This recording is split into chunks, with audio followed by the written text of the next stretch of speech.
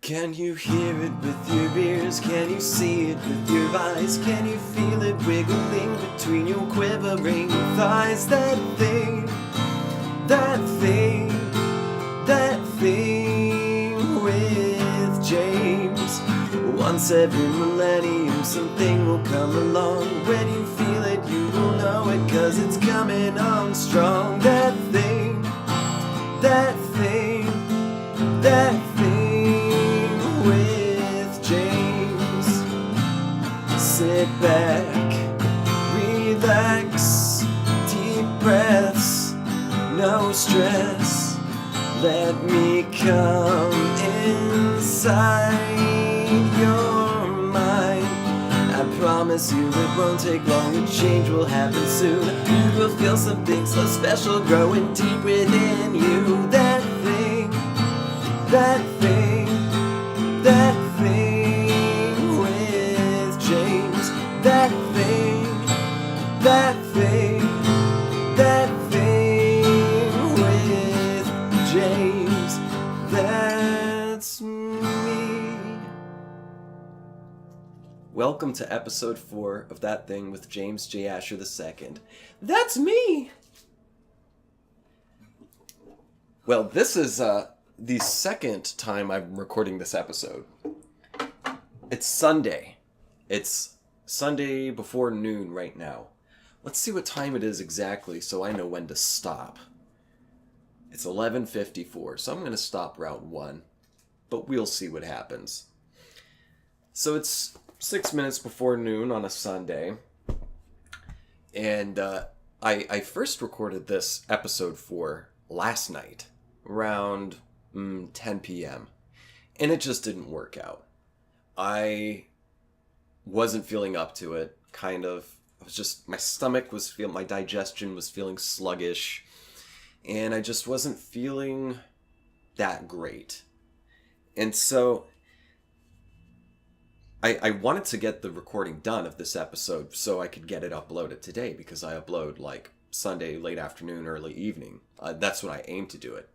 Really, I'd say it's like Monday, but I try to get it done on Sunday so I don't have to think about it during a weekday. Well, in that vein, and me wanting to just get it done, I decided to go ahead and record last night. I set up all the equipment and everything, and as soon as I did, I said, you know what? I'm really not feeling this.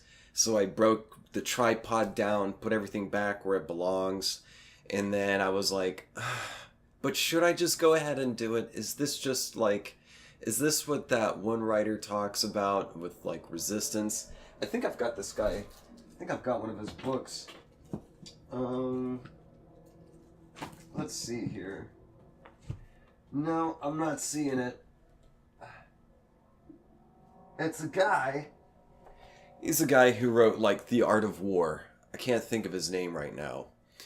Or not The Art of War, but The War of Art. And he's all about resistances. And, you know, just things come up in your life and you view them as resistances, and that's why you don't get shit done that you want to get done or accomplish in your life.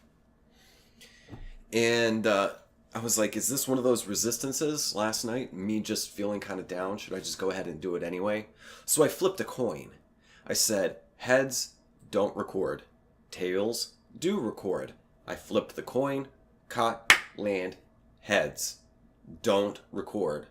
So I set the coin down and said, you know what? Fuck it. I'm going to go ahead and record. So I recorded the first version, the first take of this episode for 90 minutes last night. And it was pure drivel. I was not happy with it.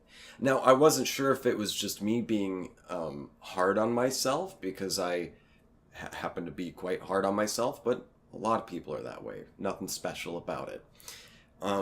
So I was like, am I just being hypercritical of myself here? Or is this objectively just a really weak episode? Because it was just sort of all over the place.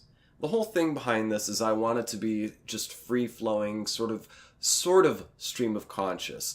But the problem with stream of conscious is that if you have absolutely no structure at all, then it can quite easily become disinteresting and just confusing. And so it's important, even if you're doing stream of consciousness, like talking or writing or something, it's good to have just landmarks, just little bullet points that you can go refer to help guide you through, and as your thought, as the river of your thoughts winds endlessly into your ears and out of your mouth. And my word river last night overfloweth. It went all over the place, man. It was crazy and not fun for anybody. Still water rested. The waters rose up. It flooded out a good half of the town.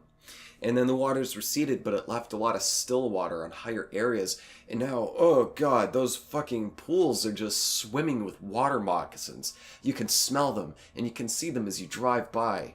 God help anyone who steps out near those puddles of still water with what are the mosquitoes fucking flying around there, and it's just swarming with water moccasins who will bite you and poison the absolute fuck out of you. I hate snakes, man. I don't like snakes. And last night's episode, the first version of this episode, yielded a bunch of snakes, and I don't like it. And so I'm redoing it. I woke up this morning. I talked to my girlfriend when she got home from work around like 1 a.m. And I was like, I don't know how I feel about the episode I recorded last night.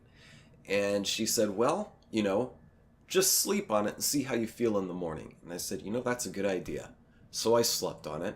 And then I woke up this morning, had myself a cup of water, came to my senses and said, you know what? That episode was shit. I'm going to delete it and record a second take. So welcome to episode 4, take 2. Now, hopefully you can tell there's a bit of a difference here. Other than the landscape, other than the set, I'm recording this on my bed because I just feel like being comfy. I'm in the bedroom portion of my and my girlfriend's 312 square foot studio apartment. And, I kind of like it in here. I'm just sitting on the bed. This is where I spend a lot of time at home. If I'm not working. If I'm working, I'm on the chaise lounge where the other 3 episodes were, on that red thing. That was in my kitchen / office / lounge. Right now, I'm in the bedroom / entertainment room / living room, den, hangout den of sin, sex, drugs, and rock and roll, man. That's what happens in here. That's why I look so cool with this hat and with these shades. If you're not listening, or if you're not watching, if you are listening, hopefully if you're listening, you are listening. Hopefully if you're listening, you're not listening. But if you're not watching and if you're only listening, I'm wearing some purple John Lennon sunglasses with like a golden brass frame and arms, just wiring, purple lenses, and I'm wearing what I like to call an Irish cap. I'm not sure what the exact name for this kind of hat is, but it's what you see Irish people wear, and it's what you see cab drivers in New York City in the 1970s wearing. It's just got a little bill in the front, and they look like, it's like those Kangol hats that the actor Samuel L. Jackson likes to wear a lot, where you can wear it sort of backwards, so it looks almost like a beret in the front. Not quite. It's not a big flop with the little nipple at the top kind of hat, but it's got a bill, but it's also got like the fabric flaps over the bill of the cap, and I call it an Irish cap. Now, this cap, I've had this since I was 15 years old. And this cap has a lot of meaning. It's a very sentimental item because I got it in Ireland. Yes, Ireland. The island west and a little north of England. And I wonder if Ireland is considered part of the British Isles. So what are the British Isles? You've got, of course, there's the island that contains England, Wales, and Scotland, and I'm sure that the Isle of Wight is part of that collective. And I know that Northern Ireland belongs to Great Britain. However, the rest of Ireland does not. And I know that there have always been a lot of troubles. They were called the Troubles, I believe, in the 70s. I'm sure there's been a lot more troubles, but the troubles in Ireland are when the imperialist English were trying to just take over and own all of Ireland, and the Irish people resisted. And in the 1970s, that resulted in a lot of pipe bombs and shooting and all sorts of bad things. My sister, who lives in Houston, has a neighbor who is from Northern Ireland. I don't remember her name, but she has a lovely accent. It's a lovely bouncing, dancing lilt. It's a lovely bouncing, dancing lilt. And the thing with the Irish, especially the Northern Irish, with that very lilt, as opposed to the brogue. And Irish don't really trill their R's. That's more Scottish, as far as I understand. But the lilting Northern Irish accents, they kind of go up in the end, like they're asking a question, which is kind of like how it is with Australians. It always sounds like they're asking a question. Would you like some Vegemite? Yeah, I'm going to go out and get some Vegemite. Yeah. It's kind of nice. It ends on a uptick. Boom, an uptick. So it kind of, kind of lifts you up. Whereas American dialects usually tend to go down at the end. At the end. See? Now if it's a question, often it will go up. But if we're making a statement, it will go down. The statement will not go up in America. I wonder what if that does anything to one's psychology. If they have more like a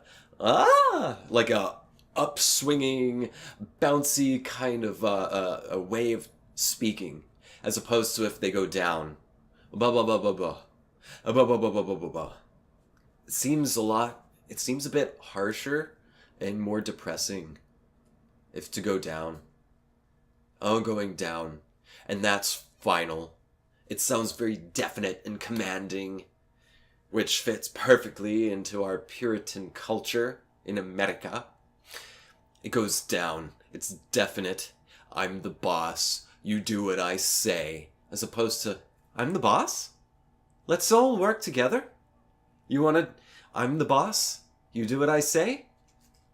It's got a different feel to it, man. So I wonder how that affects people psychologically. Well, anyway, I got this cap in Ireland when I was 15 years old because I got to go to Ireland when I was 15 years old. I had an excellent, phenomenal, fantastic history teacher in high school named Mr. Thompson. And he taught the class like it was a college class. We didn't have pop quizzes or any shit like that. We had a midterm and a final. And these midterm and final tests were blue book tests. So he wouldn't even use the history textbook because he recognized that it was bullshit. It was just a bunch of, fluffy stuff. It didn't really talk about anything that mattered, and it skewed things in a way that was bullshit. Just the history textbooks were bullshit. They're no good.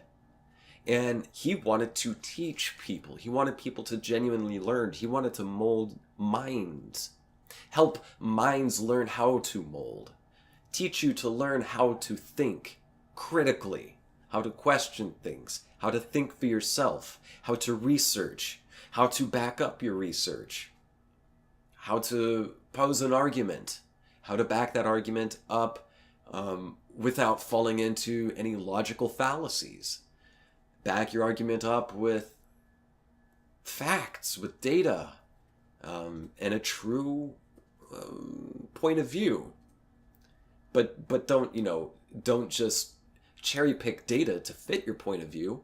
Ultimately, be open to the idea that your point of view can change, because that is growth. That is learning, is always learning something new and allowing the new knowledge to change you, to transform you.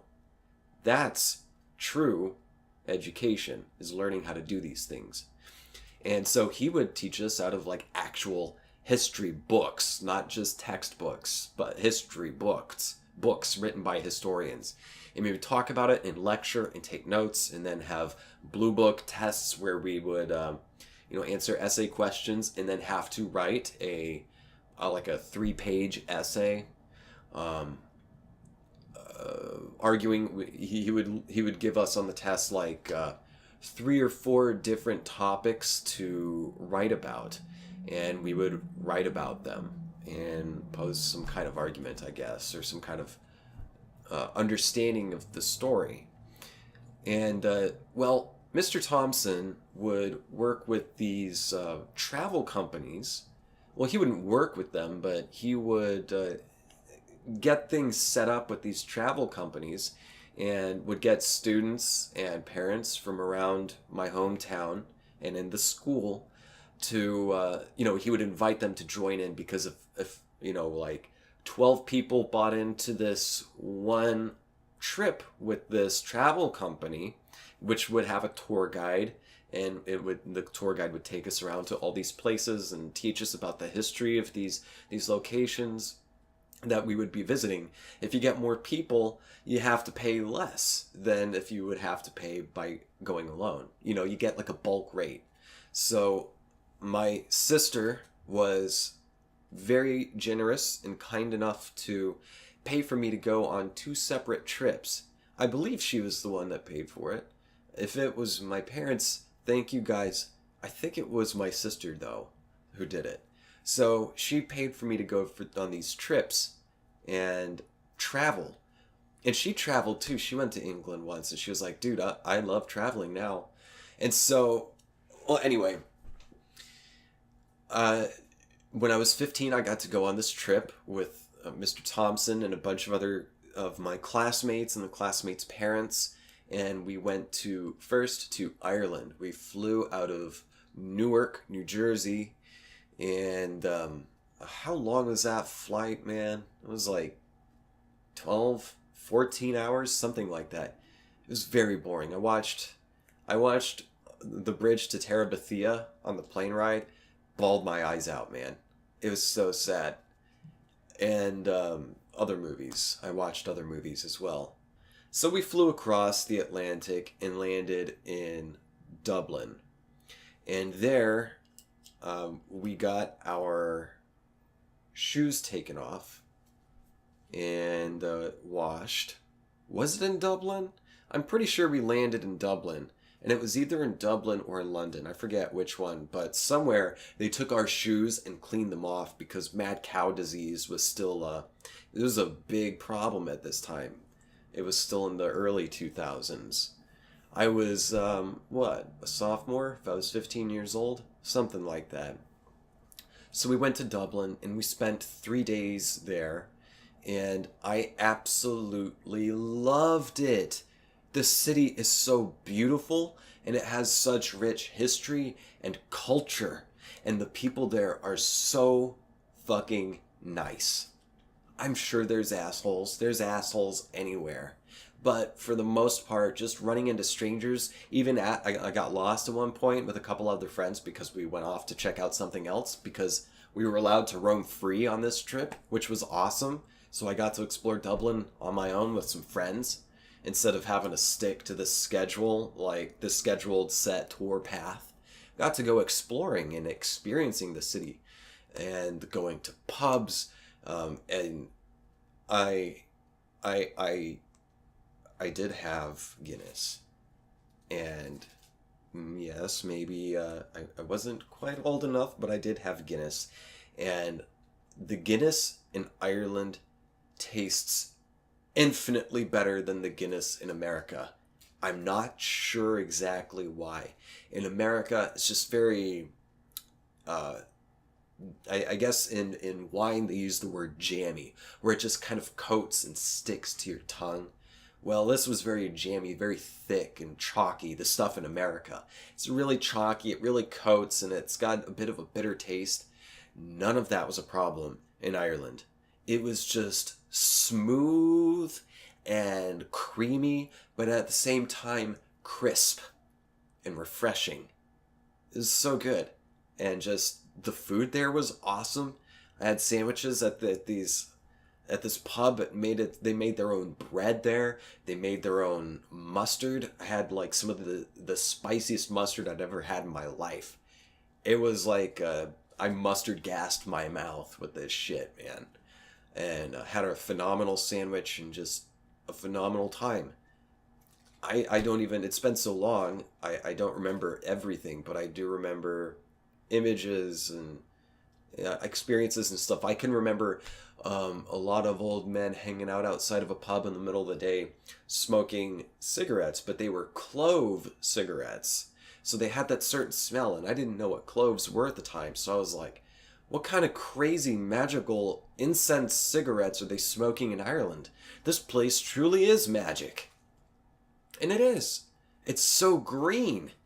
Everywhere. It's just so fucking green. It's the Emerald Isle for a reason. So green and glowing. And there's all sorts of just ruins everywhere. Old castles and forts and such. Just old ruins. Out in a field, unguarded, you can just stop anywhere on the road. Well, not anywhere. Stop on the side of the road in the country. Walk out into a field, see a bunch of sheep, and go check out some ruins. Go climb on the ruins or whatnot. They're all over Ireland. And, well, one of the places we went while we were in Ireland. So we started off in Dublin, and then we kind of worked our way down around sort of like the eastern side, worked our way down to Cork, and that's where our last night was, but I'm not going to get to that just yet. I'll get to Cork in a moment. So on our way down, we went through all these other little towns in Ireland and saw ruins. And one of the places we stopped, and I'm pretty sure we stayed there, was in I forget if it's called Blarney or if it's Cashel. Cashel. I may be mixing up two separate places together. I'm not really sure. Let me consult my handy dandy internet here. Well, anyway, I'm pretty sure it was Cashel, where you can get the gift of gab and the Blarney Stone. Okay. Blarney Stone. Let me look this up. Blarney Stone. I'm going to Wikipedia to see if this is right. Okay. Blarney Castle. So then, okay, yeah, I am mixing up two separate places. There's Cashel. Let me look that up. Cashel, Ireland. Cashel, Ireland. Is this the same thing? The Rock of Cashel. Now, let's see here. Yes, the Rock of Cashel. Okay. Yes, these are two separate places that I'm mixing up. But I did go to both of these places, Cashel and Castle Blarney. Went to Castle Blarney, and there was a gift shop right outside of Castle Blarney, and that's where I got this Irish cap, 100% wool Irish cap. And I got my dad a walking stick with a brass tip at the end. Because walking sticks are a thing in Ireland. And so are these caps. And so I got this cap, and then I went up and kissed the Blarney Stone. There was a whole line of people. You go up a tower as part of the castle. You go up a tower, and it's got these winding staircases And people in the medieval times were a lot smaller than the people now, a lot shorter. Like 5 something, like 5'5" would be considered pretty fucking tall then, I suppose. If you find actual suits of armor from the Middle Ages, you'll see like they're smaller. People were smaller back in the day for multiple reasons, nutrition, etc. And well, anyway, you go up these stairs and these steps, and they're a little bit smaller steps because they were smaller people back then, and and uh, and they were so old that the steps had been worn out, a good portion of them. So along the interior of the wall of that spiral staircase going up the tower of the castle, there was a rope nailed to the side of the wall going all the way up, and you had to hold on to the rope because at several points the staircase was pretty much worn smooth, so you were just climbing up a smooth angle, so you had to hold on to that rope. It wasn't totally extreme, but there was one part that was definitely extremely worn out. All the limestone. I'm pretty sure all those old castles and things are made of limestone. Maybe. Some kind of stone. Well, I got up there, and so you kind of go up. When you go into the castle, there's the open, sort of like the court, and then you look up, and there's you've got the walls around the perimeter of the court, and then there's a second level which overlooks the walls out near the top of the walls. So you go up the spiral staircase, up the tower, and you get to that sort of overlook walk around the top of the walls. And at one point, right over the main gate to Castle Blarney, there's a hole that looks down, and it's about a 30-foot or so drop straight down. And there's bars, there's like wrought iron bars at the bottom of this gap, so you don't fall through. But inside that gap, there is the Blarney Stone, which is a smooth stone. And let's see if Wikipedia says what this stone was made of. The Blarney Stone is a block of Carboniferous limestone built into the battlements of Blarney Castle, Blarney, about 8 kilometers or 5 miles from Cork, Ireland. According to the legend, kissing the stone endows the kisser with the gift of gab, great eloquence or skill at flattery. The stone was set into a tower of the castle in 1446. The castle is a popular tourist site in Ireland, attracting visitors from all over the world to kiss the stone and tour the castle and its gardens. The word Blarney has come to mean clever, flattering, or coaxing talk. Irish politician John O'Connor Power defined it this way, quote, "Blarney is something more than mere flattery. It is flattery sweetened by humor and flavored by wit, whose mix with Irish folk have many examples of it in their everyday experience," end quote. Letitia Elizabeth Landon described it its contemporary meaning in an article entitled Blarney Castle in 1832. So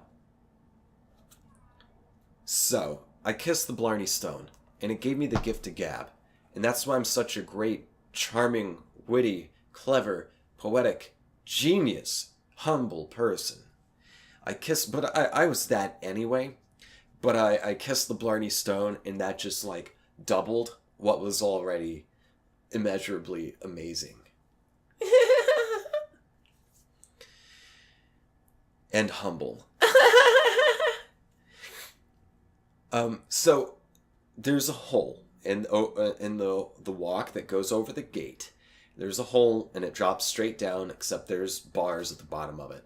But you kind of have to lay on your back. There's a couple of big dudes who stand by this gap, and anyone that comes to kiss the Blarney Stone, they hold your legs, because you have to get on your back and kind of arch your head in with your back to the ground, arch backwards into this hole, So then you're facing the Blarney Stone that's set in here, and it's very much different than the rest of the limestone that's the castle is made of. It's really smooth. It almost seems like some kind of like river rock or deeply packed magma rock of some type. It's very smooth and much darker and cold to the kiss, and you do kiss it. And so I got there, and these two big guys held onto my legs while I arched backwards into the hole, and I held onto the wrought iron bars for support, and I just, mwah, I kissed the stone, and the two guys laughed and said, ha ha ha ha, Michael Jackson kissed that last week. And I went, oh! Obviously, this was before Michael Jackson died. I'm pretty sure. Yeah, pretty sure. Well, kissed that. Got the gift of gab. And then there was Castle Cashel. I forget if there was like some rock of St. Patrick or something. There was some weird like obelisk type rock structure or something that it was where St. Patrick drove all of the snakes and Satan out of Ireland. Which is another reason I love Ireland so much, is that there's no snakes there outside of, say, a zoo or some owner's house. They're not naturally occurring there. And a lot of people, the myth is that St. Patrick drove them out because he was driving Satan out of the island. But geographers think, scientists say that it was more probably the result of glacial migration. Just a bunch of ice ran them south to other places, ran them off the island because it was just a block of ice running over the whole fucking thing. So, anyway, well, we went to this site where there's this sort of obelisk type stone, and the thing is, if you can reach around it and touch both fingers, then it's something like the myth is like you will find your true love in your life. You will find true love, and I also believe that you will have good dental health, strong teeth, and healthy gums. You'll get those two things if you can reach around and touch your fingers around this obelisk where St. Patrick drove a staff into the ground and drove all the snakes out. A Welsh or English man who was kidnapped by pirates and ended up becoming a pirate king and prince of the fishes. He could speak to dolphins, and he did ride orcas. He communicated with orcas and dolphins, and he rode onto them via Atlantis, where he fucked all the honeys. He ended up in Ireland, where he landed and said, I am Irish now. I am of you people. And they said in their indigenous, the language Gaelic,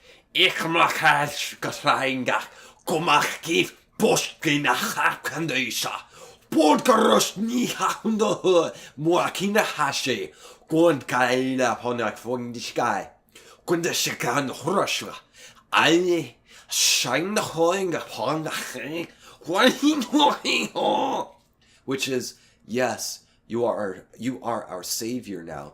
Here is a gilded walking stick with a brass tip.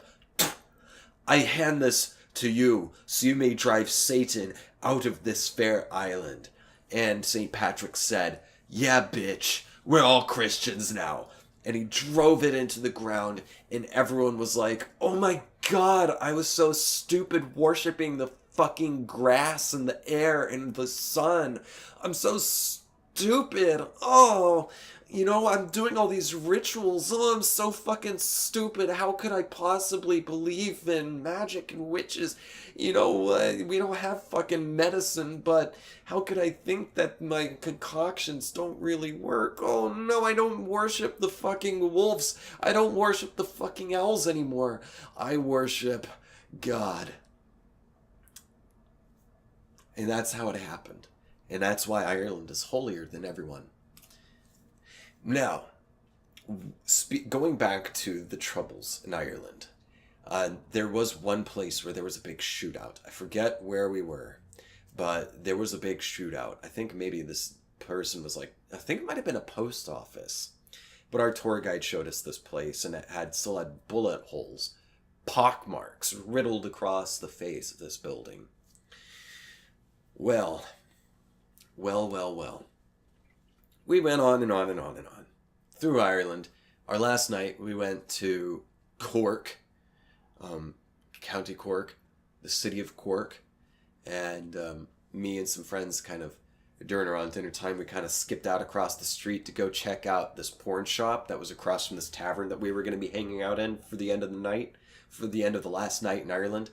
We skipped across the street, me and about 4 other people, and went into this sex shop and checked out, like, all, the silicone anal fists and all the dildos and all the pornos. And that was the first time I ever heard or saw anything of 2 different types of porn categories: pregnant porn and little people porn.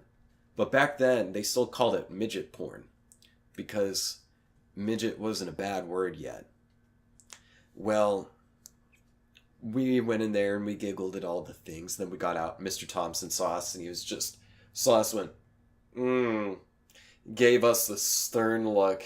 He didn't really fucking care. He's an easygoing guy. He's a really good guy. He didn't really care. But he had to put on the, the concerned chaperone look. You kids better get back and quit fooling around, okay? And so we stopped into this tavern that looked like my dream tavern, like my perfect. I would love to go to this place every day, this tavern. I don't remember the name of it, but it was there in Cork, and it looked like some straight up pirate shit, man.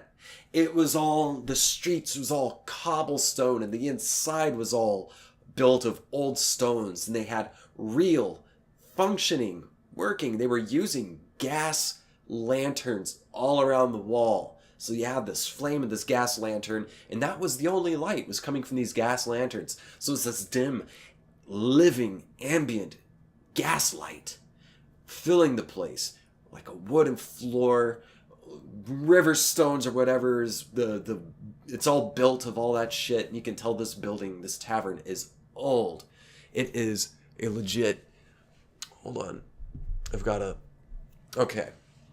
Sorry, I had to get a hair off the lens. Hopefully that hasn't been fucking up the camera lens thus far. Well, anyway, this tavern looked like something like what I imagined from like Treasure Island.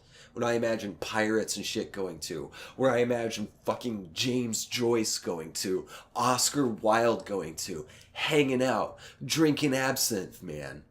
Having a fucking poetic time. I would love to be able to go to a tavern like that every day. And that was the place that I got drunk for the first time in my life. Because there was a promotional event happening there. So I first ordered a Guinness, because everyone was ordering Guinness, and they didn't fucking care about your age. They didn't care if you were, I forget if it's 16 or 18. I think it might have been 16 was the drinking age. But they didn't fucking care. I guess as long as you're not like a little fucking toddler, mewling and puking, as Shakespeare would say. We got drinks, and there was this rival brand, and Murphy's. I think it was Murphy's Stout was doing a promotional thing, and they were like very open about their rivalry toward Guinness. And so there was just trays and pint after pint after pint after pint of Murphy's Stout that everyone was getting. And I liked Murphy's too. If Guinness, I mentioned it was very creamy yet crisp and refreshing. Murphy's was still creamy, but even more kind of a crisp taste to it. Kind of like Pepsi is more crisp, has a bit of a more bite. than Coca-Cola due to the peptic acid. Now, I don't know if Murphy's has peptic acid in it, but it definitely had more of a crisp bite to it than Guinness. They were both good, but we were getting just free. Like, there was these gorgeous women. Oh my God, the women of Ireland. I got to get to that in a second. Just these gorgeous women, just carrying around trays full of pint after pint after pint of Murphy's. Free of charge. The entire fucking bar drank free of charge. The whole night.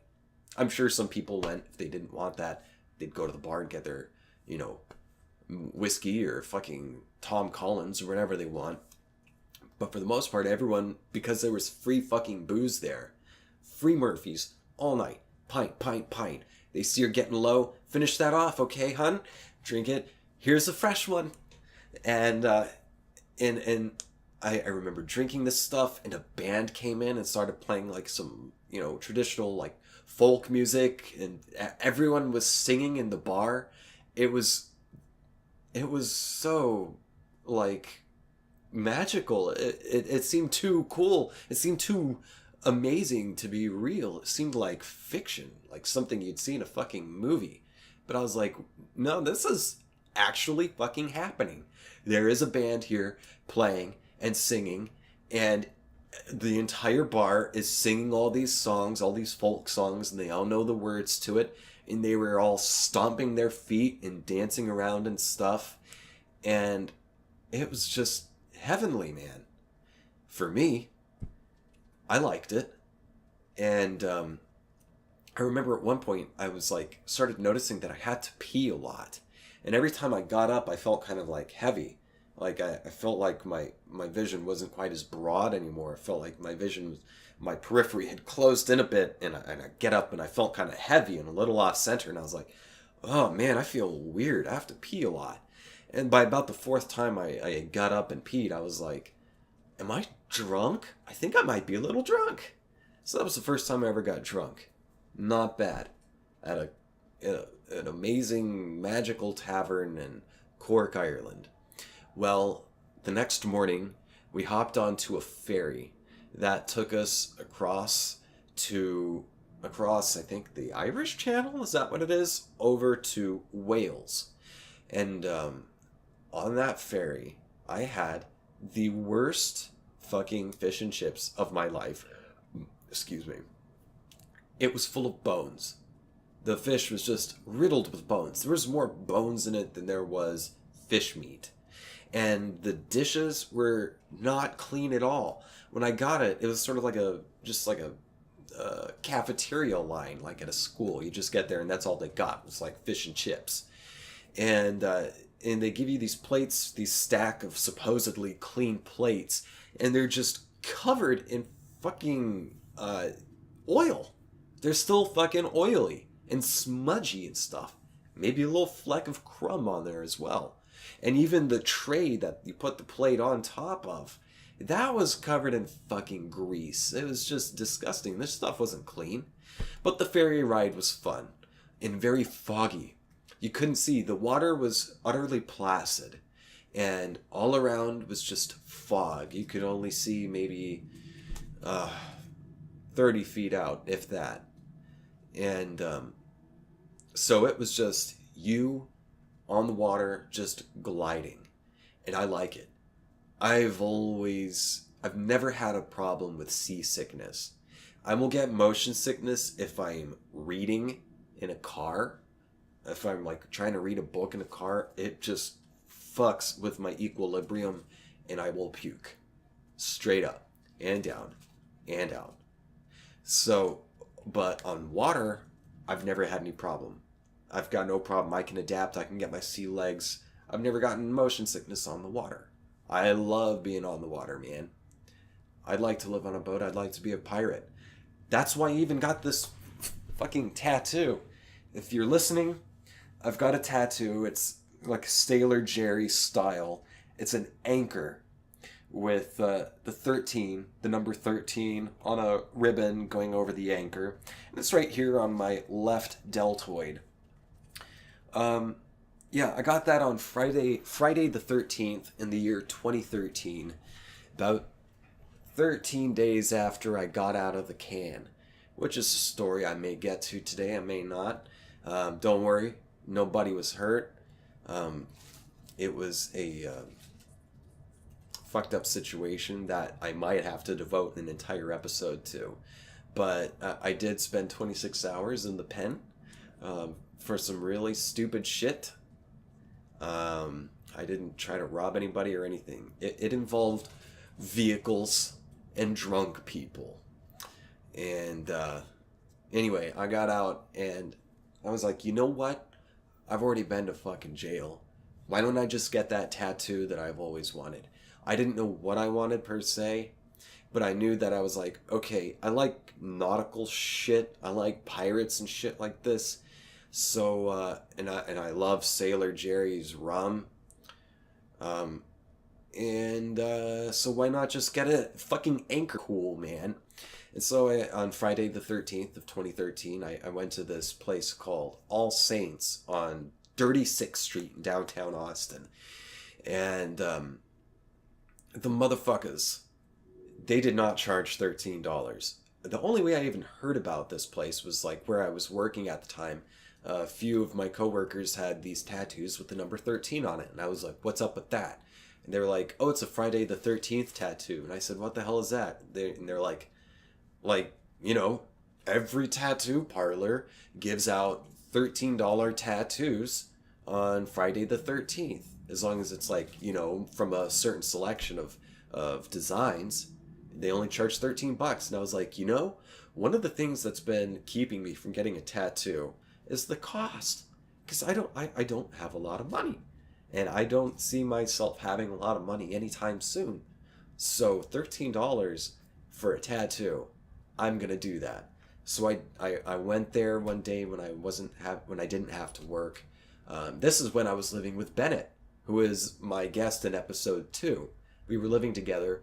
Bennett accompanied me, and me and my neighbor. Bennett didn't get a tattoo, but me and our neighbor, whose name escapes me at this moment, we went and got Friday the 13th tattoos at this place, at this tattoo parlor, All Saints on Dirty Sixth. And we went there, and the guy who was working was too fucking cool for you, man. Too fucking cool to be personable. He's just like, yeah, we weren't really going to do that, but we decided about 50 minutes ago. The owner called up and said we have to do it anyway, the Friday the 13th tattoos. I think it's pretty fucking stupid, honestly. But we have to do it now, so. But we charged $31 instead of $13. And I said, really? He said, hey man, this is blah blah blah blah blah. I'm too fucking cool for you, okay? And so I said, whatever. I've got $31. Tipped him a little bit. And I got this tattoo. Yeah, I selected it. They had like a wall of things. It was just like a catalog of Friday the 13th designs. My neighbor, he got a like an eagle feather with the number 13 on it. And then I got this anchor, and really didn't hurt. It just was like a kind of a buzzing, but it didn't hurt. It was a little bit sore.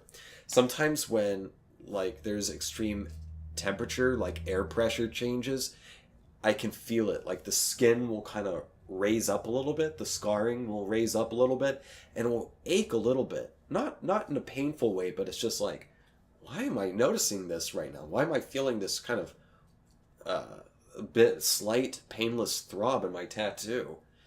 And it's usually when there's a lot of air pressure change. It's weird. Kind of like Rocky and Bullwinkle. How Bullwinkle can, you know, tell the weather with his bunion because people can feel air pressure changes in their bunions. Yeah, I feel mine in my tattoo. Anyway, going back to the ferry. We're on a ferry going across what I believe is called the Irish Channel, and it was all nothing fog for a long time. And it was so cool. I that was like two of my favorite things. Being on a ship being on the water, on the ocean, and being in the fog. I love the fog. I'm not going to get into all the reasons why, but I just love it. And we're going along and along and along, and then finally I can see something peering through the fog. As we get closer and closer, we see these cliffs on the side, these green and black cliffs up from the rising up from the channel, and that was Wales. We landed at a dock in Wales, and we got off and we got on a bus, and we stopped. I don't know. I'm not sure. I don't think we stopped in Aberystwyth, but we stopped somewhere in Wales that had a town, and it had a little unimpressive museum, and some ice cream. There was like a ice cream food truck outside of this museum in the parking lot, and it was like whipped ice cream. It was so fucking tasty, man. So fucking tasty, man. It was really good. Not as good as the gelato I had in Italy. Yeah, I've been to Italy. I'll get to that in a minute. But anyway, we went through Wales. We just kind of stopped to look at this place and get some lunch. And then we kept going on and on and on until we got to England. And we explored England, and that was really cool. And then London was awesome. Just the vibe. I mean, the architecture is absolutely... There's no other city like London.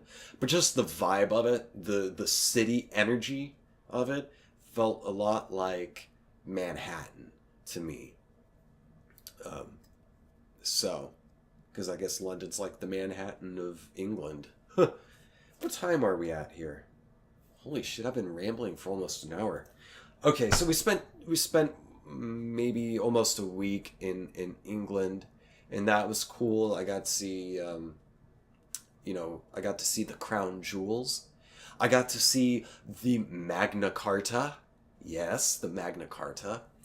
And all sorts of other fun shit. I got to see royal guards, etc. And then I eventually went home. Oh yeah, the women in Ireland, hot. The women in Ireland were so freaking hot, man. They were like 9 out of 10 were 10 out of 10s. Like, they were all gorgeous, beautiful models. Like, I don't know what the deal is, but the majority of the Irish women were just supermodel hot, man. Hachi machi. The other day I found an old notebook that I kept while I was in Ireland, and there was like a good several pages where I kept referring to how HAWT hot all the Irish women were. Not all of them, but a lot of them. Anyway, so I came back, and then the next time that I left the country was when I was 19, and it was the summer between, it was after I'd finished freshman year of undergraduate in college. It was the summer before starting my sophomore year. So I was 19, and I went on I think it was a 12-day trip to Italy. Again, with Mr. Thompson and a bunch of other people that I had gone to school with and everything. Now, this one we didn't get to wander around quite as freely as we did on the trip to Ireland / England / through Wales. Mainly because there were more people in this trip, and also some of the women that were chaperones on this trip were kind of miserly Nazi bitches, and I have history with these women, so I don't just say that. I'm not trying to like objectify those people. It's saying like, oh no, I know that individual's character, and that individual is a miserly cunt. Well, because of them, we didn't get to roam around quite so freely, but us young people, we fucking roamed anyway. Especially we who were old enough to buy alcohol, who were 18 and up. There was one night we like bought some absinthe. We kind of snuck out, bought some absinthe, and then kind of gathered into a hotel, and we smoked cigarettes. We bought clove cigarettes there too for some reason. One dude bought a fucking like a legit Cuban cigar. I puffed on it. Hate it. I don't like cigars. They taste like shit. I smoked cigarettes for a long time though. And even clove cigarettes. When I was like super goth, I'd smoked a jar of blacks, man. Cloves, they smell so good, but they'll make your lungs literally bleed. You will cough blood if you smoke too many cloves. Well, anyway, yeah, that was the first night I ever had absinthe, and I do enjoy absinthe. It is definitely different than any kind of other liquor or liqueur. Yeah, it's really high in alcohol, but it's got, for some reason, it's got more of like feels more of a high than a drunk. Although there is definitely the drunk element to it, but you're also just feeling high from it. Well, anyway, we went to Italy and we kicked around Tuscany, and I got to go to the Vatican. I got to see the Swiss Guard there with their funny yellow and blue clown outfits. Man, their funny hats and their puffy pantaloons. Woo! We are Swiss. You shall not enter. I love it. And from what I understand, those guys are total fucking badasses. The Swiss Guards. They dress funny, but they do not want to get on their bad side. You do not want to fuck with them. So, yeah, Rome, Italian food there was the best I'd ever had. Of course, why wouldn't it be? It was in fucking Italy, man. Well, when I got back, because I've always loved Italian food. When I got back to the States after the Italy trip, I was just so disillusioned with American Italian food. I was like, all of this sucks. I'm never going to be impressed with Italian food ever again. Until I moved to Austin, Texas. And until I met my neighbor, who I would like to have as a guest on the show. Maybe I'll have him on for my next episode. My friend Max Gilliland. He's another sweetheart, and he's my neighbor and a good friend of mine. And he used to work at this restaurant over on South Congress, this restaurant called Enoteca Vespaio. No, it's the same restaurant, but like, I think Enoteca is a little bit less pricey, and Vespaio is like the full price kind of a thing, but it's the same building, just it's the same brand essentially, Enoteca Vespaio, and it's an Italian restaurant, and the food is like really fucking good. It's legit shit. It's the stuff that it was the best thing I'd had since I was in Italy as far as Italian food is concerned. So if you're ever in Austin, Texas, and you're up for a fancy, little pricey, it can be pricey dinner, but you want some really tasty Italian food, come to Enoteca Vespaio. They're not sponsoring me or anything. I've had so many great meals there. And I just happen to be friends and acquaintances with the right people that I've been cut enough deals there that I'm happy to fucking promote them, even though they're not a sponsor. Enoteca Vespaio is fucking great Italian food, if you want it. So, the Italy trip, that was fun. It was the first place I ever had absinthe. And I went to Florence there, the birthplace of the Renaissance, and I got to see David, the statue of David, and I was disappointed at first, but that was only because I wasn't looking at the actual statue of David. I was somewhere else. It's some other museum, and I thought it was the actual David. But this statue is only like 20 or 30 feet tall. Not even that. It was more like probably 20 feet tall or so. And I was like, from all the pictures and everything, I thought the statue of David was going to be a lot bigger than this. This is pretty fucking disappointing. Like, this is smaller than a goddamn telephone pole. So, I was disappointed at first, and then we went on to some other museum. I forget which one. Um, in this place, I turned a corner into this really high dome roofed room, and I was greeted with the actual statue of David, which is massive. It is titanic, monolithic, gargantuan, huge, and just impeccable. The work that went into it, all of the fucking sculptures in Italy, man. Just the fact that someone got a huge chunk of marble and chiseled and chiseled, just a block of this, and then chiseled and chiseled and chiseled away until they got this pristine, perfect fucking shape. How? And the fact that if you make like a single mistake, if you get a bad crack somewhere, that thing's no use anymore, and you got to start from scratch from a new block. How do they do that? It's amazing.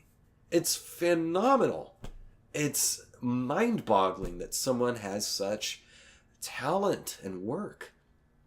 I saw the Sistine Chapel and just all these places. Didn't go to, no Venice. We didn't go to Venice. But the main places were Florence and Rome. And I remember standing on a corner at one place in Rome, and I was standing next to Mr. Thompson, and he was pointed up. We were outside of these apartment buildings, and all the buildings are old, so they look amazing. The architecture's beautiful, but he pointed up to this old apartment building, pretty nice looking place, and he said, "Asher, I can see you living there someday." No. He said, "Asher, come here." And I said, "Hey." He said, "Look up there." And I looked up. He was like, I said, "What am I looking for?" He's like, "Do you see that window right there?" And I said, "Yeah, that tall one? Yeah. I can see you living there someday." And I was like, "Really?" He said, "Absolutely. I can see you living there someday." And well, we just went on with the day. And I was 19 when he told me that. And I have not left the country since that trip. And I'm 30 years old now. But when I was 19, I was thinking that, by the time I was 30, I would be living in Rome, in that apartment, in that flat, with some kind of job. And now I'm not living that life. I'm not living in Rome. Would I like to? Sure. I would love to live in any kind of historic city, exotic place, exotic to me, somewhere outside of America. But I don't live there right now. And I don't have any job that would allow me to do that. Maybe I should start making that a goal. I don't do that, but that wasn't really my goal, because my goal became acting and writing. And that didn't lead me all the way to Rome. So I'm here, I'm lamenting about the fact that I'm 30 and not living in Rome. But then at the same time, I haven't really been aiming for that anyway. Maybe I ought to. It's possible. I think anything's possible. I have a friend, Alex. He goes by Seymour now. I still call him Alex. I'm sorry. He hasn't told me to stop, but whatever. He's living in New Zealand now. He didn't have a job or any shit lined up. He just went. And from what I hear, he's having a pretty alright time.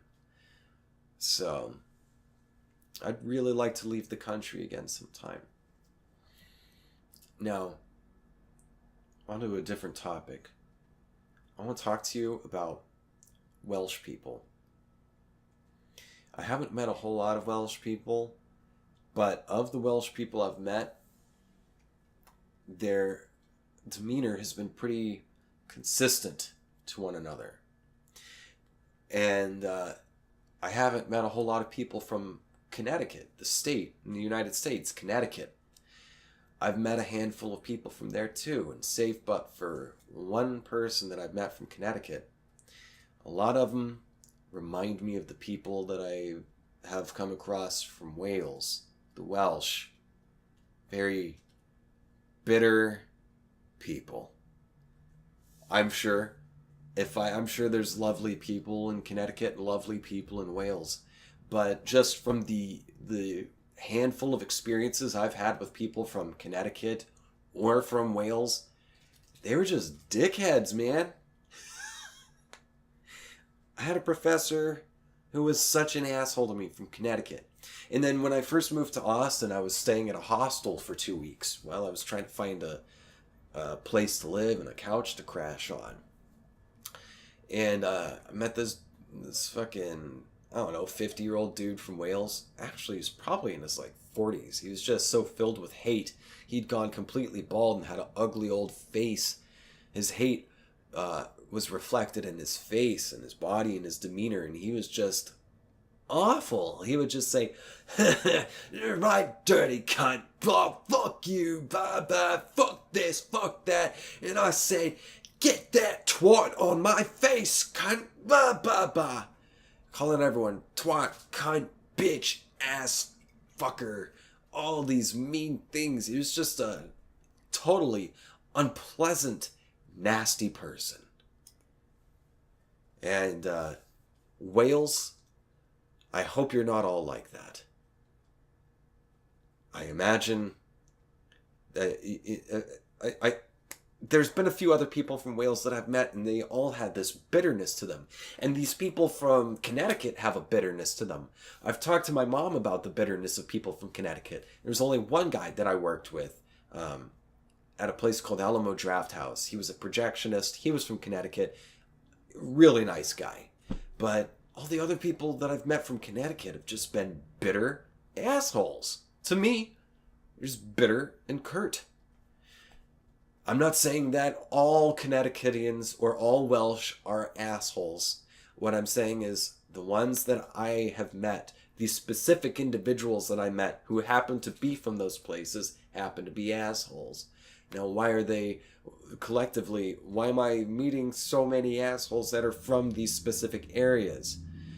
I'm not saying there's any causation, nor is there necessarily a correlation, but I am saying there is a correlation. This isn't a fucking academic show. This is supposed to be a stupid, silly show, so whatever.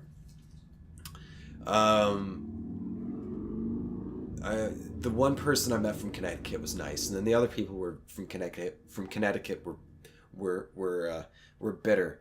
And I've brought this up to my mom to say, is it just me, or are people from Connecticut, is it not uncommon for people from Connecticut to be really bitter? And she said, you know what?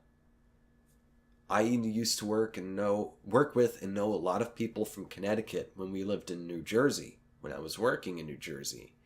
And I have run into a lot of bitter people who happen to be from Connecticut.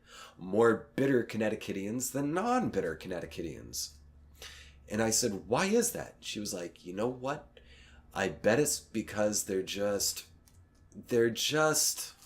mad that they don't live in New York. Boom.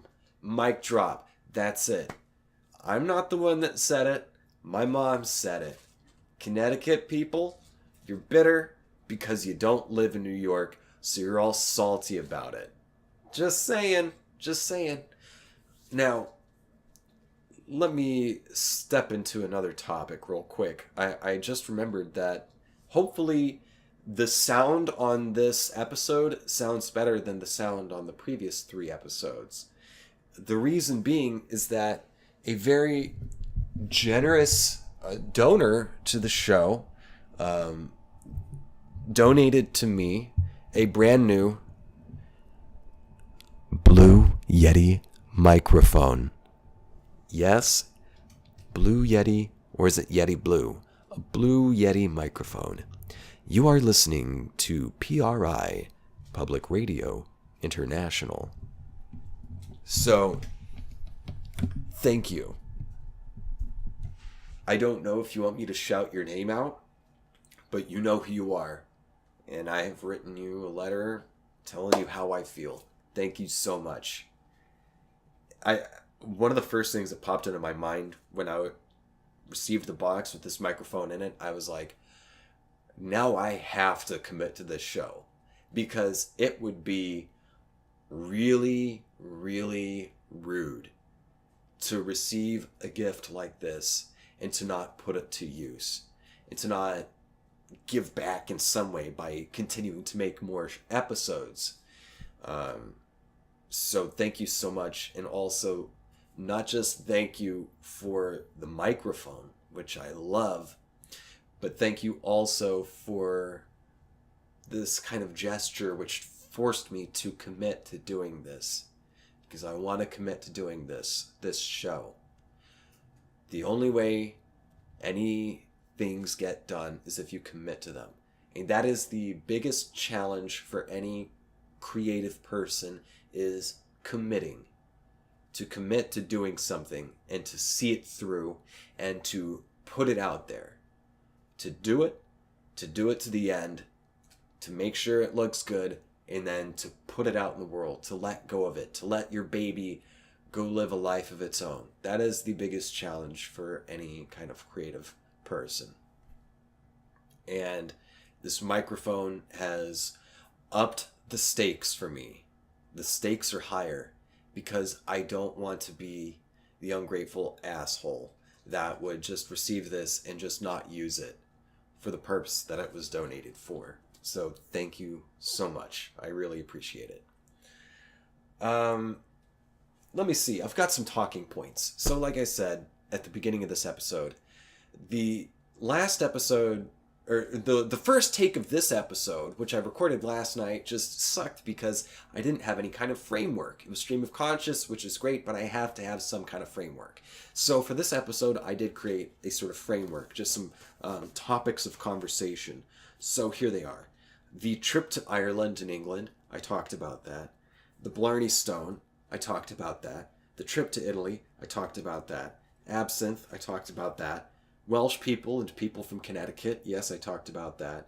And then how to spot a Russian bot. That's like pretty much unrelated to everything else in this episode, but it's dragging on. This has been about an hour or so. How to spot Russian bots. So, over the past handful of months, I have, you know what? Hold on real quick. I need to go pee. I'll be right back, okay? And we're back. Ah, it feels good to pee. Now, let me drink some water. I just dumped all my liquids. I should drink some water, eh?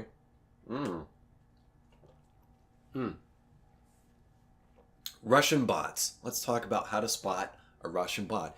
I need to have some kind of segment. This needs some kind of jingle. Let's create a jingle for this, shall we?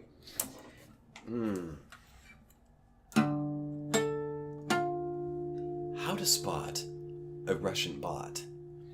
Over the past several months, I have noticed that I've been getting message and friend requests, mostly on Instagram, because I'm more active there than on most social media.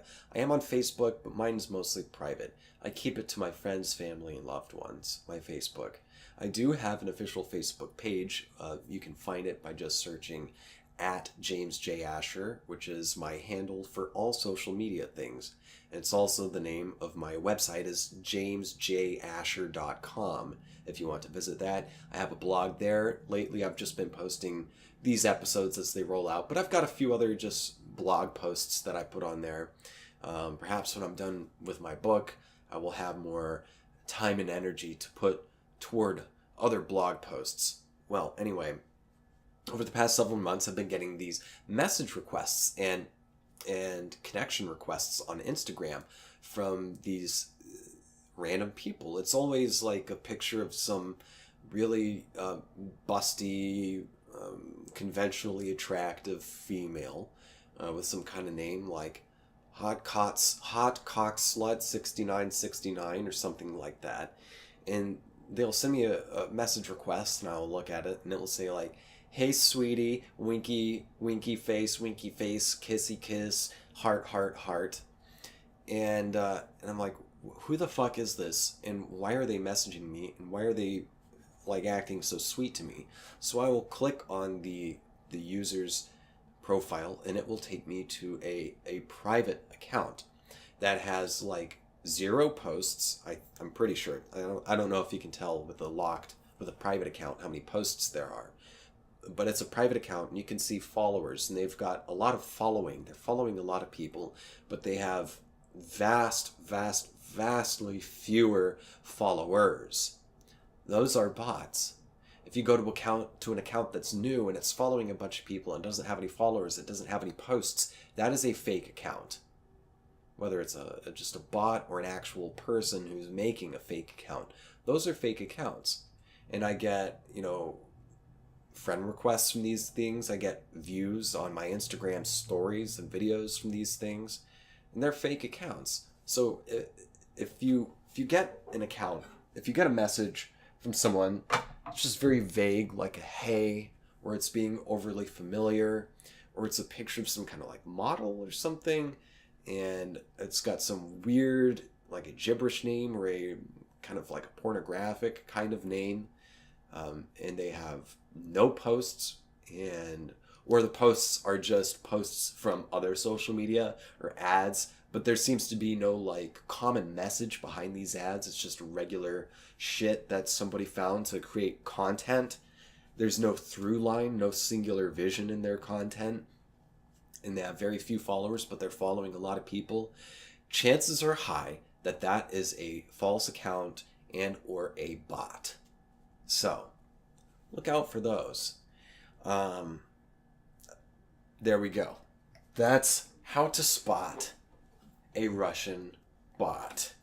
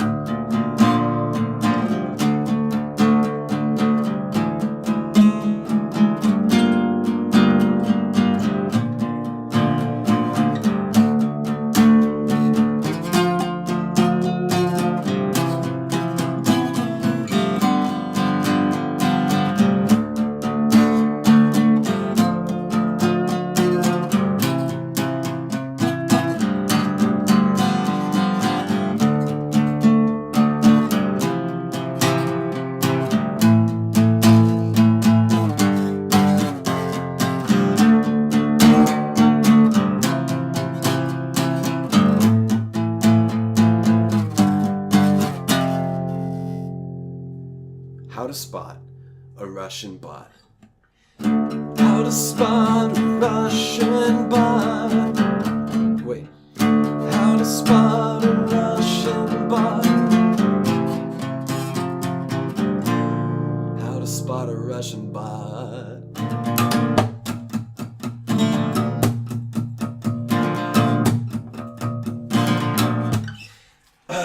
Oh yeah. Maybe I'll play this song for you I made. So, when I was 20 years old, I broke my back. I mentioned in the second episode with Bennett as my guest that I get back pain. And I do get back pain. And that's because when I was 20 years old, I jumped off a cliff and crushed like 75% of my T8 vertebrae.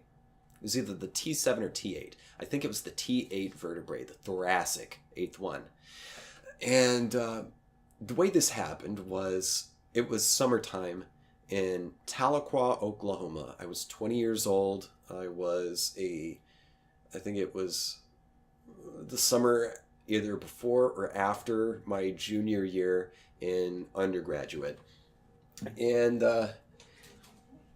I had some friends. I'd hang out with my neighbors and stuff. We would just like day drink all the time and stuff, smoke a bunch of weed, and I was just trying to get a job. I got a job at Chili's that summer as a dishwasher, and I worked there for 3 or 4 days, and the manager was awful, such a bitch, just did not care about the workers at all. And she would bitch and whine that like I had no training. They just threw me into the dish pit, and all the cooks were all assholes to me. It was just a terrible, terrible, terrible service industry experience back of house in the dish pit. Well, I worked there for 3 days, and finally it was just, everyone was such an asshole to me that I just said, you know what? Fuck all of you, I quit. And the manager, who was a constant bitch to me all the time, when I told her I was quitting, she was like, "Ah, really?" She couldn't even conceive that perhaps her behavior had driven me to not want to work with her anymore. She couldn't possibly conceive it. So I quit. And I had a little bit of time, and I was like, man, I gotta fucking... Like, the next day after I quit, my neighbors were like, hey, we're going out to Lake Tenkiller tomorrow to go cliff diving. Do you want to come with? And I said, no way, man. I'm like scared of heights. I don't want to fucking cliff dive. Are you really scared of heights? And I'm like, yeah, like if I'm inside of a building, like at top of a skyscraper or something, or if there's like guardrails around and stuff, I'm fine. But if I'm on like open, if I'm up like on the side of a cliff, I will get nervous, and I might get vertigo. I did get vertigo one time on a cliff in Devil's Den, Arkansas, which was a fun trip. Different story though. Well, my buddies were like, hey, we're going cliff diving at this lake, beautiful lake just outside of Tahlequah. It's called Lake Tenkiller. Like 10 killer. Or do you want to go fucking cliff diving off into a lake that's called 10 killer? Like kill 10 people? Probably not. But the guys were like, hey, you can just come out and swim. All right? Just come out and swim. And I said, fine. They were like, there's lower cliffs too. Really small ones. You can just, like a ledge, you can just jump off of. And I said, fine. I will go with you guys. Okay. Plus, I was the only one with a car.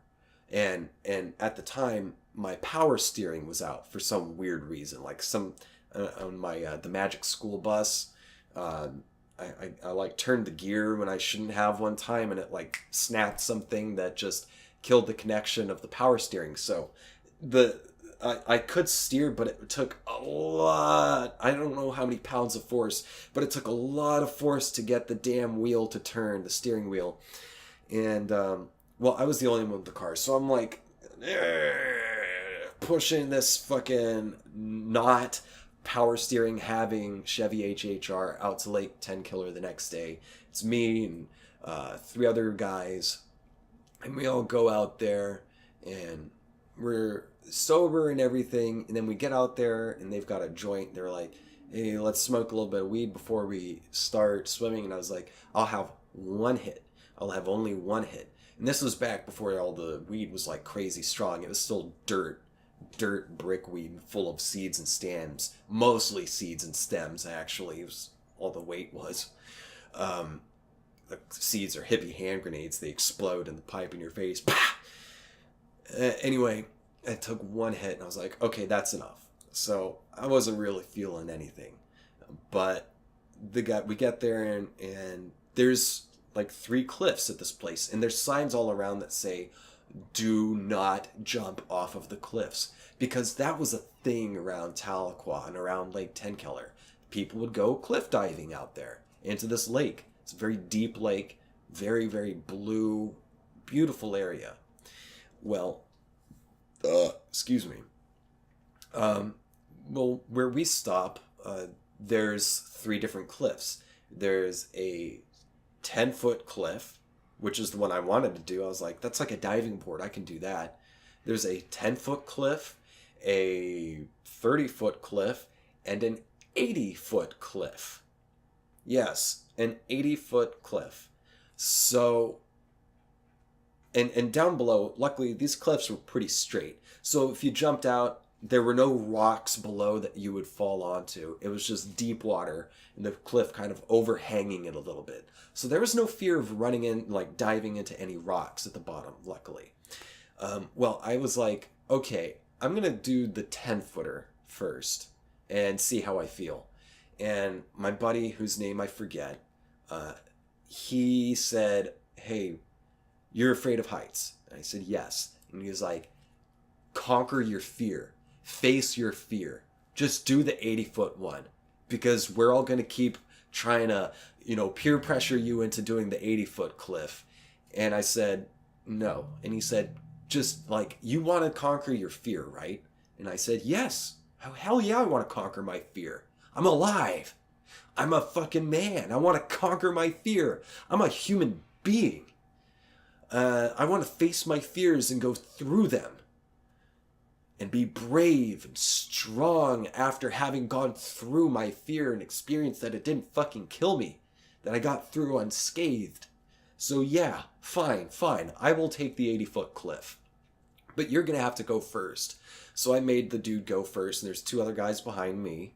And homeboy jumps, does like a foot first pencil dive into the water. No problem. He's like, see, it's fine. It's no problem. So I said, okay, fine, fuck it. And I get back, and it overhangs a little bit over the rest of the cliff. It juts out. So I backed up, and I got a running jump because I was really afraid of like hitting any of the wall of the cliff or any rocks that might potentially be down there. So I got a running jump, and I went huffed and puffed, and I jumped way as far as I could off the edge of that jutting cliff. And as I was going down, I tried to do the pencil thing, but because I had got such force in my kicking jump, my feet went out in front of me. So I hit the water not at a 90-degree angle, not straight down, but I hit it at a more of a diagonal, like a 45. It was like I was like sitting in a lawn chair with my legs out straight in front of me. I was at an angle, and I'm lucky that the water didn't shoot straight up my ass and give me an enema. I just hit the water like flat, surface area. I hit, all of the wind went out of my body completely. I resurfaced, and that was the most I could breathe. I couldn't breathe. I couldn't breathe any more than that. And I had an intense pain in the middle of my ribs on the left side of my front ribs. And I thought I had maybe cracked a rib or something, or maybe had a heart attack midair, because there was just pain right where my heart was. And I couldn't figure it out. And my entire body was just throbbing and stiff with this excruciating pain. And I was like, I don't feel right. And my friend was like, you didn't land right, man. Are you okay? Did you have a heart attack? I was like, no, I'm pretty sure I feel like I cracked a rib. I need to get out of the water. So I waited. I doggy paddled out of the water. I climbed up the side of the cliff in excruciating pain, just climbed up, and then I just sat there at the top on some rocks, and I watched my friends go cliff diving for the next 30 minutes because he came up and he was like, are you all right? And I was like, I'm in a lot of pain. I think I might have cracked a rib or something. And he tried to get me to jump in the water again. He was like, dude, just jump in there again. I bet it'll be fine. It'll probably fix what happened. And I was like, no, fuck that. No. And so they continued jumping for like 20 or 30 minutes. And then finally I was like, guys, I really don't feel good. I think something fucked up happened. And I could barely move. My entire body was just like, my entire torso was just stiff. My neck was super stiff. And we went and we got in the car, I had to drive again without the fucking power steering, so my entire body's in excruciating pain. And I'm having to really force that steering wheel to get us moving anywhere. And we stop at one of our party's mom's house for some sandwiches for lunch. And I'm just like not feeling well at all in any way, shape, or form. And I tell my buddy, who is the ringleader of this whole event, I was like, my back feels really fucking stiff. Can you pop it? So he did the thing where I like cross my arms over my chest, and he hugs from the other side and lifts me up and goes, pop, and my back went pop. And I was like, he said, did that help? I was like, it relieved some pressure, but I'm still in a lot of pain. So I got back to my apartment, and my neighbors go back to their place, and they're really worried because I'm still in a lot of pain. And they give me a joint, and they're like, smoke this, and maybe you won't hurt so bad anymore. So I smoked the whole joint to myself, and I was still in a lot of pain. So then I went back up to my apartment, and my roommate was there, and so was his girlfriend. We were all in the theater department together. And I told them what happened. I told them the story, and I was in a lot of pain. And the girlfriend was like, hey, I've got some muscle relaxers. Take a couple of these and see if it helps or anything. So I took a couple muscle relaxers, and I just went to bed and went to sleep. The next morning, I wake up with the sun shining through the window, brightening my eyes. I wake up, and the pain is even worse than before. I'm paralyzed. I cannot fucking move. For 10 minutes, I'm trying to move, and I just can't. And I'm in a lot of pain. Words cannot describe it. The pain. And so, after 10 minutes, I managed to kind of like sit up and scooch out of my bed. And I'm in worse pain than before. And so I walk out of my bedroom, and I knock on my roommate's bedroom door, and he doesn't answer, so I knock again in a couple minutes. He cracks the door open. He's obviously like still asleep, and he's like, oh, what? And I said, I think something's really fucking wrong, and I need you to take me to the emergency room. I think I need to go to the hospital. And he said, give me 16 minutes. And shuts the door right in my face. And and so I go, and I'm like hungry, so I get a Pop-Tart, and I can't even bring myself to put it in the into a toaster, because just moving, just existing, just breathing is causing excruciating pain through every fiber of my being. And I take a couple bites of the Pop-Tart, and I'm like, this makes me feel like I want to throw up. So I called my mom, and I told her what happened, and she said, you fucking idiot, go to the emergency room, get off the phone, we're coming up there. And so she shut the phone on me, and I tried knocking again on my roommate's door, and he didn't answer. And then I got really pissed off, and I pounded on the door, and he opened it looking confused, and I said, take me to the fucking emergency room right now. And that woke him up, because he was like, okay. Got in his truck, he drove me to the emergency room. And they asked me if I'd had any breakfast or anything. I was like, not really. And they said, well, we're giving you some painkillers, and you can't have it on an empty stomach.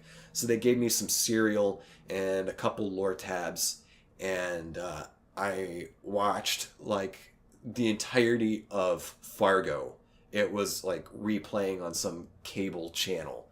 And I just laid there stoned out of my gourd. I didn't notice the pain so much anymore, because I was just fucking stoned on painkillers.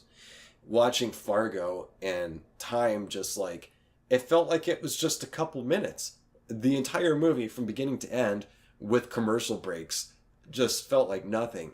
And then eventually a doctor came in, and they took x-rays of me, and my parents showed up, and I just was not feeling great at all. And the doctor came in, and he had the x-ray pictures, and before he even showed it to me, he said, first thing, you are very lucky. You must have some guardian angels or something that really is looking out for you, because you've got a broken back.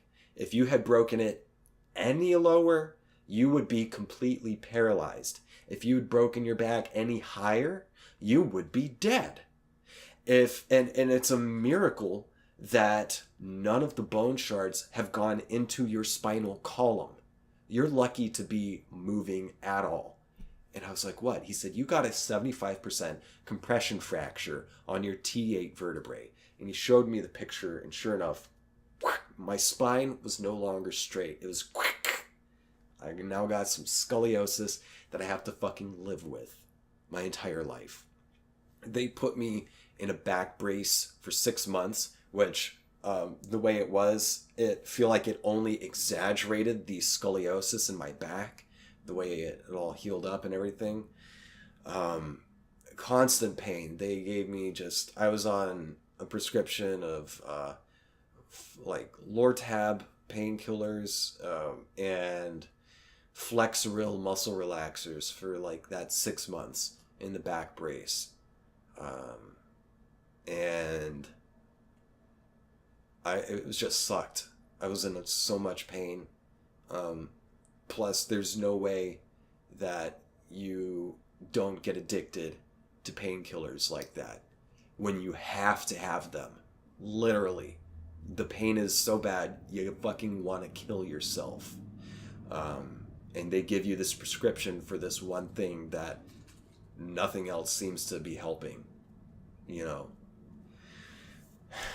So I formed a habit, and I feel weird telling you about it. I feel like I'm gonna get judged or be in trouble for it, but it happened. It's real, and it's because I broke my back because, yeah, I went cliff diving, and I have not had surgery on my spine. I've gone to a lot of different specialists and stuff. And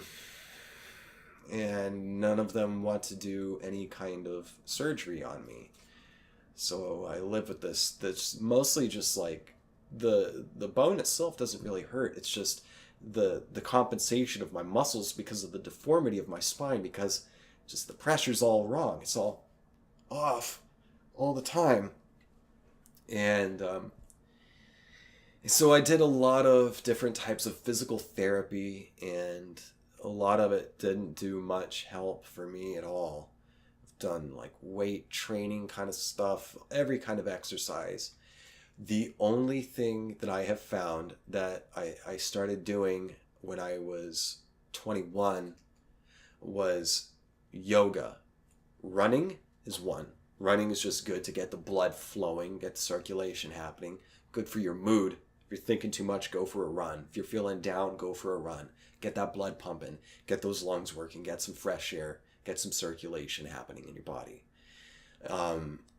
And yoga has saved my life so much. It has straightened out my spine substantially compared to what it was before, with just the back brace and the painkillers and the average physical therapy. I've even done two different types. I've done like pressure point therapy. I've done acupuncture, and those things help with the inflammation in my tissues and stuff, but it still hurts. The thing that helps me is yoga, because it stretches me out, it straightens me out, it strengthens me, and it gives me balance. And that physical balance translates to mental balance and emotional balance. It just, your mind and body are intrinsically linked together. So, and it's easier to work your body. It's easier to find balance through your body than through your mind, because you can't, like, there's a AA saying where you can't think yourself into right action, but you can act your way into right thinking.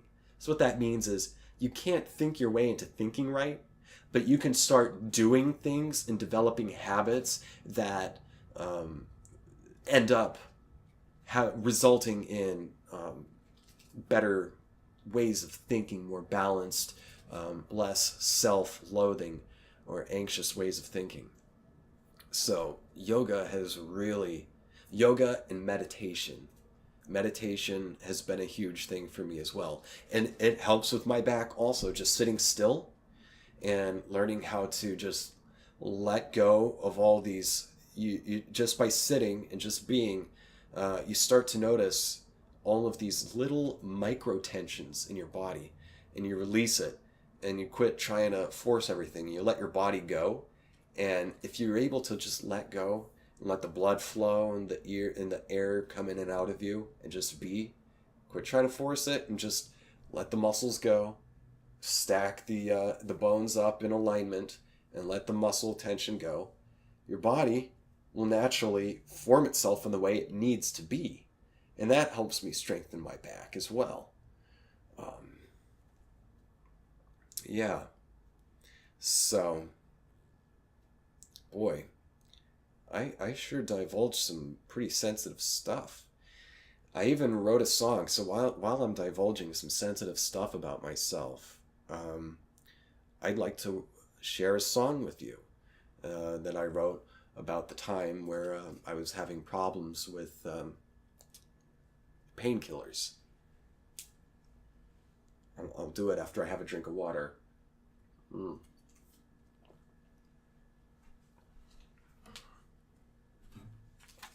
Maybe I'll finish the episode off with this song.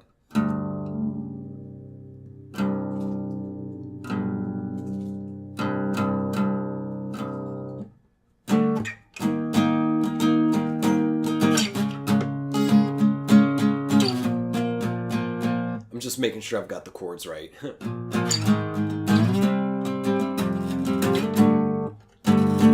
Okay, here we go. It's a Debbie Downer song. I'm sorry. This stuff just comes out of me. It's like it's therapy for me. So I don't know why I'm getting aggressive and defensive. I know why, because I'm nervous and I'm afraid I'm going to be judged and, guilt tripped by certain people that I don't want to be judged and guilt tripped by. So, here's the song.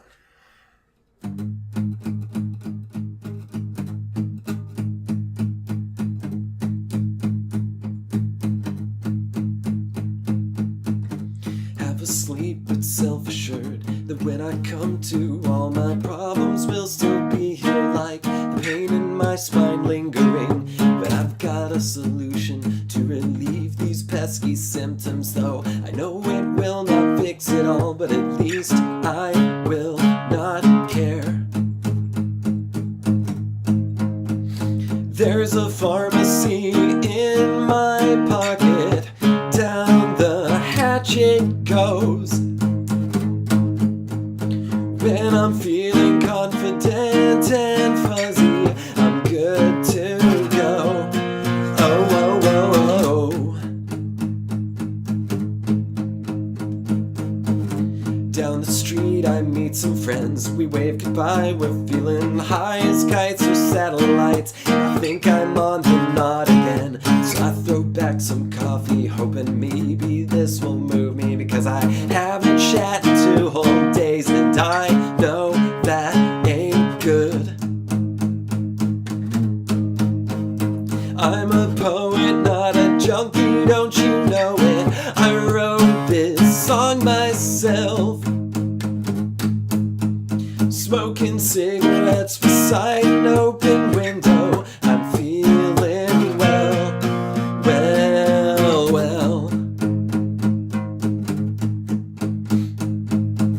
Psychic waves enter my mind. The universe is speaking, whispering its secrets, reassuring me that all is fine. But I'm still getting anxious because I know that rent is coming soon, and I've hardly got a cent to my name. Oh, what can I do? Well, fuck you, I don't want a job, it's just a game I don't wanna play. ones who run the scam don't want to hear it, so I must pay money.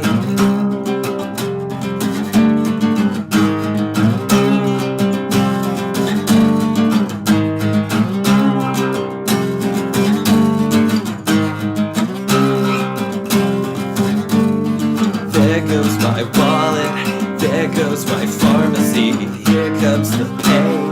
I'm coming down again, can I complain? I did this all to myself.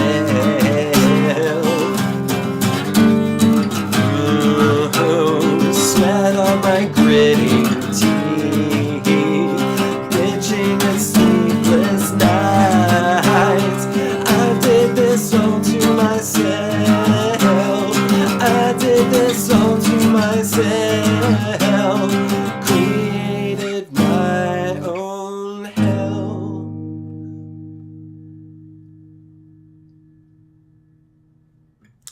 I might cut that out, man. Got flat there at the end. Anyway.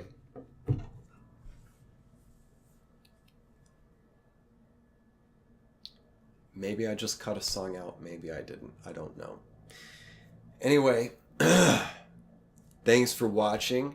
I'm going to try to get a guest in for my next episode because I want another guest.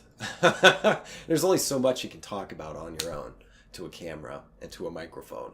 So anyway, thank you for checking out the show. I love you all very much. And if you want to find me on social media, again, you can find me mostly on Twitter and Instagram at James J. Asher. You can visit my website, jamesjasher.com. And if you want to donate to this show so I can continue to create newer, more, and better content and get a good meal as well, you can donate to me through my Patreon, which is at www.patreon.com/thatthingwithjames. Patreon.com/thatthingwithjames. All one word. I should have links in my descriptions in places. Like if this is on YouTube, there'll be description below. Anyway, thank you again for watching. I hope you have a lovely week. Mwah! Bye.